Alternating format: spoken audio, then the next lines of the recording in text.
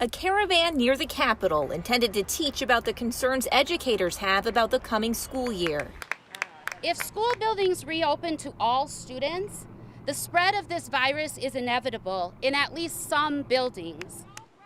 The rally highlighted a new Education Minnesota survey. Of the more than 20,000 members polled, it found 49% prefer to continue distance learning in the fall, followed by hybrid classes, then in-person instruction. For educators of color, the desire for distance learning was greater, nearly 60%, as the virus disproportionately affects them. If you are a person of color in Minnesota, the risk of physically returning to school this fall are much different than for most white persons. A big concern about in-person learning was health, with 8,200 of the more than 20,000 educators saying they are in a high-risk category for COVID-19.